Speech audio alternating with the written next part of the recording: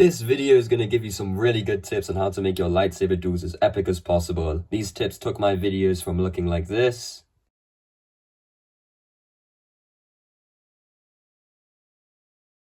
to this.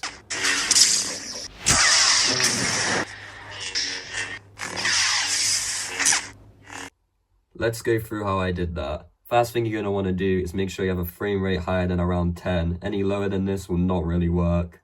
Okay, so what you're going to want is a bunch of glass pieces like these. Now, you're going to want to get two different types. You're going to want to get these, which are sort of the exact same length, but just a slightly different shape to your lightsaber.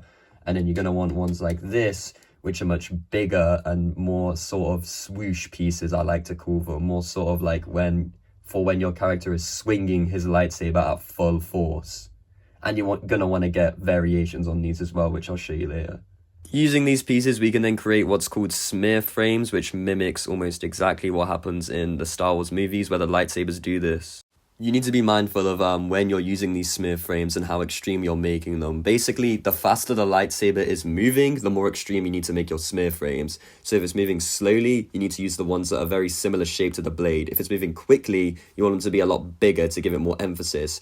Basically, the more sort of force you want your swing to have, the bigger you should make your smear frames. Now that we've gone through how you can do smear frames, let's go through some other quick little tips. Pay a lot of attention to momentum. You want your characters to speed up and slow down in a way that seems plausible to the viewer. If your characters randomly speed up and slow down without any build-up, it can look really weird and choppy. Another thing you want to do is that after a fast movement, you want your character to sort of slow down in a pose to convey better to the viewer what just happened. The last thing you want to do is make sure your characters are always in a dynamic position. Never have them be standing still, have them be spinning around, getting knocked back by attacks, getting pushed around by force attacks, and just genuinely try to keep it interesting. That's basically all the tricks I used to make this video. If you haven't seen the original, go check it out. I'll link it in the description. I'm by no means a professional, so if you have any other tips that you want to share in the comments, make sure to. I definitely didn't cover them all here. If you like the video, make sure to like. If you want to, you can subscribe to check out other animations when I eventually upload them.